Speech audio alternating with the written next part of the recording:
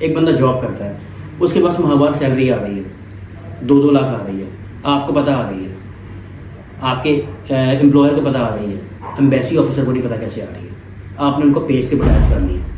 That is the proof. अगर एक बंदा मोबाइल का बिजनेस का काम करता है, उसने ये मोबाइल बेचा, उसके बाद 2.5 लाख आया, 2.5 लाख उसने अकाउंट में डाल दिया। भाई आपको पता है कि ये 2.5 लाख मोबाइल बेचने से आया है, एम्बेसी ऑफिसर को नहीं पता कि ये 2.5 लाख मोबाइल बेचने से आया, आपने उसको सबूत देना है। फाइनेंशियल सिस्टम मैंने आपको बताया था, फाइनेंशियल सिस्टम के इश्यूज आ रहे हैं।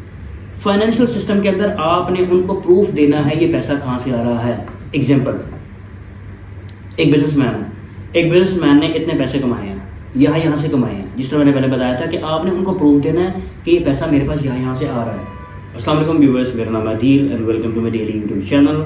तो आज हम डिस्कस करेंगे how to overcome UK visa rejection. इस वीडियो में आपको 5 रीजंस बताऊंगा जिसकी वजह से यूके वीज़ा रिजेक्ट हो जाता है, और बाद में फिर मैं आपको बताऊंगा 5 कौन सी ऐसे टिप्स एंड ट्रिक्स हैं जिसकी वजह से आपका वही रिजेक्शन जो है एक्सेप्टेंस के अंदर आ जाएगी। ठीक है, मुझे पता है कि ये डिसहार्टनिंग होता है, ठीक है, जर्नी एंड नहीं हो गई है, ठीक है। Keep this thing in mind कि मैं आपको एक्सपर्ट टिप्स दूंगा जिसकी वजह से आपका रिजेक्शन एक्सेप्टेंस के अंदर चली जाएगी। तो बगैर किसी देरी के अपनी वीडियो स्टार्ट करते हैं। सबसे पहली चीज़ तो ये है कि आपने नेविगेट करना है यूके वीज़ा सिस्टम को, कि यूके वीज़ा सिस्टम चलता है किस तरीके से। ठीक है, आपने अपनी फाइलेशन के अंदर ये चीज़ देखनी है कि आपने जो चीज़ें लिखी हुई हैं वो वैसे ही जिस तरह उन्होंने कहा है वैसी हैं कि नहीं है। सबसे पहली चीज़, इस तरह मैं आपको एक एग्जांपल दूं कि यूके वीज़ा में आपका name, given name, family name जिस तरह है वो गिवन नेम, फैमिली नेम आपने वैसे ही लिखना है। ठीक है, ये एक बेसिक कॉमन सी मिस्टेक है जो अक्सर लोग करते हैं कि पासपोर्ट के ऊपर गिवन नेम और फैमिली नेम लिखा होता है। हम नॉर्मल प्रोनाउंस करते हैं, जिस तरह मेरा नाम अदील सुहेल है, ठीक है, मेरा गिवन नेम अदील है और फैमिली नेम सुहेल है, मगर यूके में इसको डिफरेंट तरीके से प्रोनाउंस किया जाता है। ठीक है, डिफरेंट तरीके से लिखा जाता है। तो आपने अपने पासपोर्ट के हिसाब से ये चीज़ लिखनी है।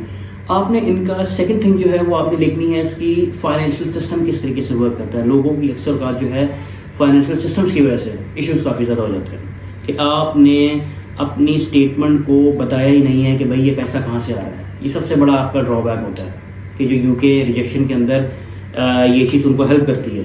ठीक है, कि आपने उनको बताया नहीं ये पैसा कहाँ से आ रहा है। आपने कहा है कि आपकी सैलरी आ रही है 2 लाख पर मंथ, ठीक है, मगर आपने बैंक स्टेटमेंट के अंदर ये शो करवाया ही नहीं है कि भाई ये सैलरी शो उसके अंदर हो ही नहीं रही है। आपके पास क्लोजिंग बैलेंस तो पड़ा हुआ है 1-1.5 करोड़ रुपया, ठीक है, बट उसमें ये साबित नहीं हो रहा कि इसकी पर मंथ सैलरी इतनी आ रही है। इसी तरीके से बिजनेस के अंदर जो बंदा अप्लाई करते हैं वो ये बताते ही नहीं है कि ये पैसा आ कहाँ से रहा है। बिजनेस कर रहे हैं, ठीक है, आपने अपना डॉक्यूमेंट सबमिशन करवा दी है, बट आपने उनको ये बताना भी है कि भाई मेरे ये इस क्लाइंट के पास से पैसे आ रहे हैं, मेरे ये इस क्लाइंट के पास से पैसे आ रहे हैं। ठीक है, ये की इंपॉर्टेंट थिंग है फाइनेंशियल सिस्टम को यूके का समझने के लिए, जिसकी वजह से आपका वीज़ा रिजेक्ट हो जाता है। थर्ड जो रीज़न है जिसकी वजह से वीज़ा रिजेक्ट होता है वो रीज़न है आपकी इमिग्रेशन हिस्ट्री का, कि आपकी इमिग्रेशन हिस्ट्री भी है कि नहीं है। इसका मतलब ये नहीं है कि आप पाकिस्तान से कभी बाहर नहीं गए तो आप वीज़ा अप्लाई नहीं कर सकते। इसका मतलब ये है कि इमिग्रेशन हिस्ट्री आपने उनकी समझनी है कि कभी आपने पहले वीज़ा अप्लाई किया, वो रिजेक्ट हो गया, वो आपने उनको ना बताया हो। आप सऊदी अरब गए थे उम्रा करने के लिए, आपने उनको ये चीज़ नहीं बताई, हालांकि वो उसमें पूछते हैं कि भाई आपका पहले 5 सालों में कभी वीज़ा रिजेक्ट हुआ है, पहले 10 सालों में कभी वीज़ा रिजेक्ट हुआ है, इन 10 सालों में आप कभी बाहर गए हैं, किसी भी मुल्क गए हैं कि नहीं गए हैं। हम ये चीज़ ओवरलुक कर देते हैं कि भाई इससे कोई फ़र्क नहीं पड़ता। ठीक है, फ़र्क इससे इस हिसाब से नहीं मैं कह सकता हूँ पड़ सकता है कि अगर तो आप उनकी लेवल की कंट्रीज़ गए हैं, लेट्स सपोज सॉरी कि अगर आप यूके गए, यूके अप्लाई कर रहे हैं, तो यूके की लेवल की कंट्रीज़ कौन सी है। यूके की जो मध्य मुकाबले कंट्रीज़ हैं ना वो है कनाडा, अमेरिका, यूरोप की कई कंट्रीज़ हैं, जिस तरह जर्मनी है, स्विट्ज़रलैंड है, ज़्यूरिख है, इस तरह कई कंट्रीज़ हैं। ठीक है, तो आपने उनको पहले ये बताना है कि आप इन कंट्रीज़ में जा चुके हुए हैं या आपका इन कंट्रीज़ में वीज़ा रिजेक्ट हो गया हुआ है। अगर आपका वीज़ा रिजेक्ट हुआ हुआ, आपने कभी अप्लाई किया हुआ है, ठीक है, तो क्या रीजंस क्या थे इसकी वजह से अप्लाई हुआ। हाँ, अगर आपका 10 साल पहले से कोई हिस्ट्री है वो मैटर नहीं करती है, क्योंकि वो पूछते हैं in the past 10 years have you ever been travelled to any other country other than UK और इन द यूके। ये आपने उनको एक्सप्लेन करना।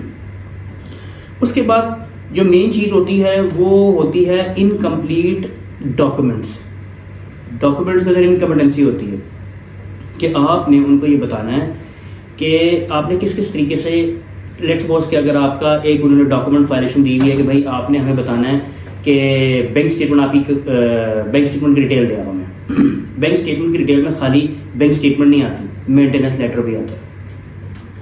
उसको प्रूफ देने के लिए ये पैसा कहाँ से आया वो भी बैंक स्टेटमेंट के अंदर शामिल होता है। आपके पास 10 लाख एक महीने में इनकम हुई है जो 2-2 लाख करके हुई है, ठीक है, एक क्लाइंट से 2 लाख आया, फिर 2 लाख, फिर 2 लाख, फिर 2 लाख, फिर 2 लाख।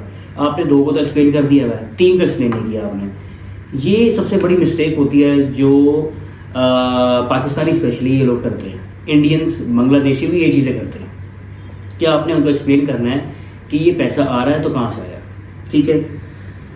जब ये चारों पांचों चीज़ें आप मैटर कर लेंगे, उसके बाद जो फिफ्थ रीज़न बेसिकली जो आता है ना, which is the most important thing is कि आप रीअप्लाई वैसे ही कर देते हैं। Keep this thing in mind कि यूके वीज़ा अगर रिजेक्ट हो गया हुआ है, उसके बाद रीअप्लाई करने का भी एक प्रोसीजर होता है। ये नहीं कि खाली जो एक बहुत बड़ा ड्रॉबैक पाकिस्तानी या डिफरेंट लोग करते हैं जाके डिफरेंट कंट्रीज ले आते हैं, इंडियन, बांग्लादेशी और भी लोग करते हैं जाके कि वो सिंपल अप्लाई कर देते हैं, ठीक है, रीअप्लाई का बटन दबाया, वही डॉक्यूमेंट दोबारा लगाए और दे दिया। 100% इसमें कोई दूसरी राय नहीं है, हम आपका वीज़ा दोबारा रिजेक्ट कर देंगे। वो आपको बताना पड़ता है कि भाई रीज़न देनी पड़ती है जिसकी वजह से आप बताएंगे कि भाई मैं रिप्लाई क्यों कर रहा हूँ, मेरा रीज़न क्या था, किस वजह से मेरा पुराना वीज़ा रिजेक्ट हुआ था। ये तो थी प्रॉब्लम्स, ठीक है, जो रीजंस थी जिसकी वजह से आपका वीज़ा रिजेक्ट हो सकता है, और 99% आपका वीज़ा रिजेक्ट हो सकता है। बट घबराने की ज़रूरत नहीं है, लीगल एक्स पाकिस्तान यहाँ पर अवेलेबल है, ठीक है। 24 घंटे कमेंट सेक्शन के अंदर भी आप मुझसे पूछ सकते हैं, आप मुझसे, मेरा मोबाइल नंबर जो नीचे चल रहा है उसमें भी आप मुझसे पूछ सकते हैं। Now I am giving you hope expert tips कि भाई अब आप इनको ओवरकम कैसे करेंगे क्योंकि वीडियो इस बारे में कि वीज़ा रिजेक्ट तो हो गया, अब करना क्या, ठीक है। अब मैं आपको ये पांचों पॉइंट्स का ही तरीके का बताऊंगा कि किस किस तरीके से इसको किया जाए ताकि आपका वीज़ा सिक्योर हो जाए। ये यूके कोई भी वीज़ा हो सकता है, ठीक है। यहाँ तक कि इसको आप अप्लाई कर सकते हैं दूसरे विजिट वीज़ा के लिए as well. American visit visa के लिए भी आप कर सकते हैं, कैनेडियन विजिट वीज़ा के लिए भी आप कर सकते हैं, और डिफरेंट कंट्रीज़ के विजिट वीज़ा के लिए भी आप इसको अप्लाई कर सकते हैं। स्पेशली तौर पर यूके को इसलिए क्योंकि यूके का जो रिजेक्शन रेट है बहुत ज़्यादा है विजिट वीज़ा को लेकर, ठीक है। तो now coming back to the point कि अब इसका मैंने आपको सोल्यूशन देना है, ठीक है। जैसा मैंने आपको बताया हुआ, आपने थंबनेल में पढ़ भी लिया होगा सोल्यूशंस क्या है इसके, ठीक है। सोल्यूशन सबसे पहली चीज़ मैंने आपको बताई थी कि यूके का जो इमिग्रेशन सिस्टम है, जो UK visa system application system है, उसको नेविगेट करना है आपने कि भाई ये काम किस तरीके से करता है। 80 to 90% पाकिस्तानी के लिए रिजेक्शन रेट है, ठीक है। आपने उनको तरीके से फॉर्म को फाइलेशन करनी है। सबसे पहली चीज़ नहीं आती खुद ना करें, किसी से करवा लें। ChatGPT आपके पास अवेलेबल है, YouTube अवेलेबल है, खुद करना चाहते खुद कर लें, किसी से करवाना चाहते किसी से करवाएं। बट जिसकी कंपटेंसी है, जिसको पता है किस तरीके से करना है, उससे करवाएं। खुद फनकारी नहीं लगानी कि भाई ये इस तरह हो जाएगा, इस तरह हो जाएगा, इस तरह हो जाएगा, इस तरह हो जाएगा। जिसकी एक्सपर्टीज़ है उसके पास जाएं, ठीक है। नाम सही तरीके से, एज जो प्रॉपर है वैसे लिखनी है, मदर फादर की डिटेल जो ID कार्ड के ऊपर है वो आपने देनी है, आपकी अपनी डिटेल जो पासपोर्ट के ऊपर है आपने वो वाली देनी है, एड्रेस जहाँ पे आप करंट रहते हैं वो देनी है, जो कॉरस्पॉन्डेंस एड्रेस है आपने वो ही देना है जहाँ पे आपसे रब्ता किया जाए। ये चीज़ें तो होती है नॉर्मल सी, बट कभी ना कभी ये आपके इस्तेमाल ज़रूर आ जाती हैं, ठीक है। अगर कोई मसला होता है एम्बेसी की तरफ से, तो एम्बेसी आपसे रब्ता करेगी, कैसे करेगी, कॉरस्पॉन्डेंस एड्रेस के ऊपर। आपने इसको लिखा हुआ टेम्परेरी एड्रेस, ID कार्ड के ऊपर 2 पते लिखे होते हैं, एक मुस्तकिल पता, एक आपका आर्जी पता। आपने आर्जी पता लिखा होता है। ये बहुत इंपॉर्टेंट थिंग है जो कि एप्लीकेंट को समझ नहीं आती है कि भाई ये चीज़ करना कितना ज़रूरी है। दूसरी चीज़, फाइनेंशियल सिस्टम मैंने आपको बताया था, फाइनेंशियल सिस्टम के इश्यूज आ रहे हैं।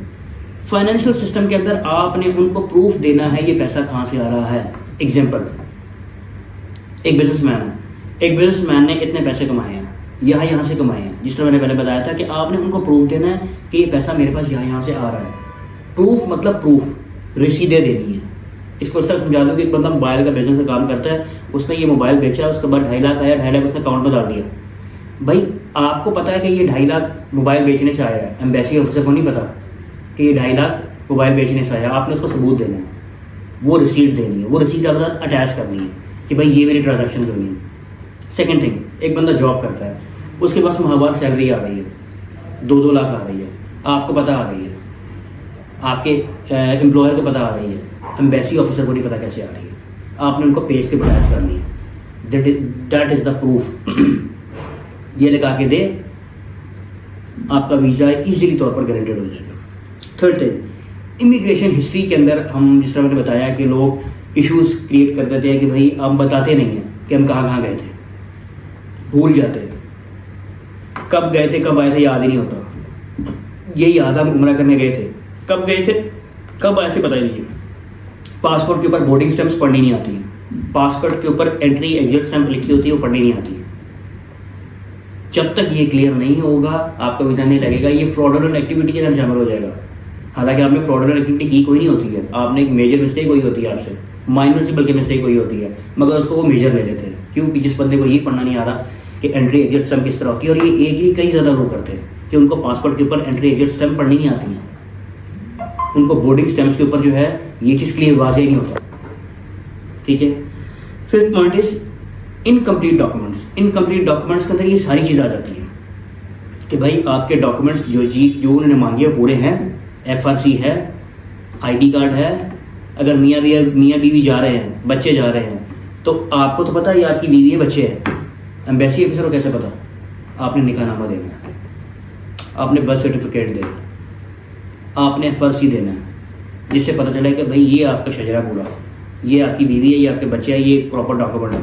फैमिली रजिस्ट्रेशन सर्टिफिकेट देना है, MRC देना है, मैरिज रजिस्ट्रेशन सर्टिफिकेट देना है। That is called complete document. एक बहुत बड़ा रीज़न होता है कि हम ये चीज़ें भूल जाते हैं, ये चीज़ें भूलेंगे तो वीज़ा रिजेक्ट हो जाएगा, ये चीज़ें करेंगे तो वीज़ा एक्सेप्ट हो जाएगा। फिफ्थ थिंग इज कि अब जब ये चीज़ें आपके पास कंप्लीट हो गई नहीं है, अब आपने रीअप्लाई करना कैसे है।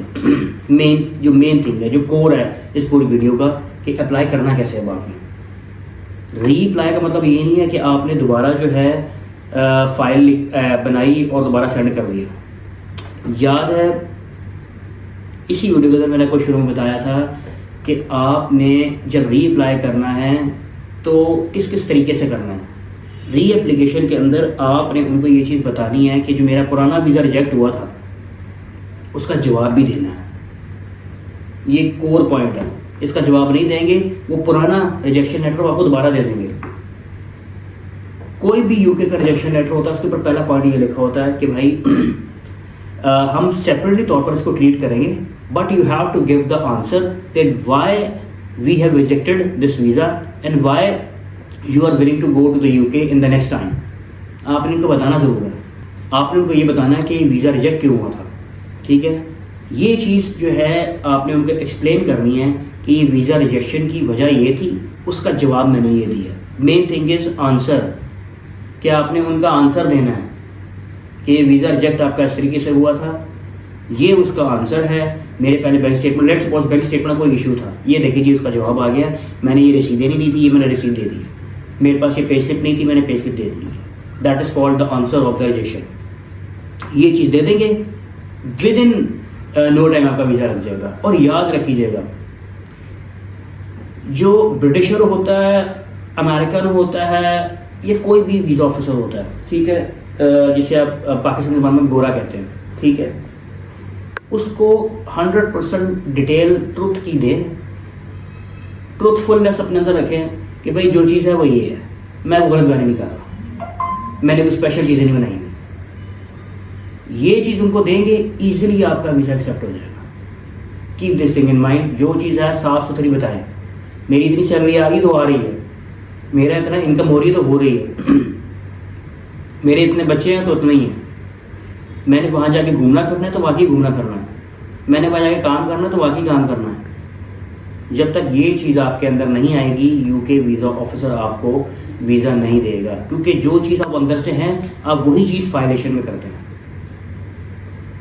अगर आपके अंदर ये चीज़ है कि भाई मैं विजिट वीज़ा जाके वहाँ पे गायब हो जाऊँगा, तो ये आपकी उसके अंदर शो हो जाएगी, क्योंकि आपको इस चीज़ का आइडिया नहीं है कि जो चीज़ एक सिंपल सी लॉ है कि आप जो चीज़ अंदर से होते हैं वही चीज़ बाहर से भी होती है। ये चीज़, इस चीज़ को ध्यान में रखें। तो ये 5 रीजन है जिसकी वजह से आपका वीज़ा रिजेक्ट होता है, और उसका सॉल्यूशन मैंने आपको बता दिया है। उम्मीद है आपको वीडियो पसंद आई होगी। अगर ये वीडियो पसंद आई है तो इस वीडियो को लाइक करें और शेयर करें वीडियो फ्रेंड्स, और मेरे चैनल को लाजमी सब्सक्राइब करें। मिलते हैं आपसे नई वीडियो की तरफ इंशाल्लाह। बहुत बहुत ख्याल रखिएगा। Take care, have a lovely day. अल्लाह हाफ़िज़।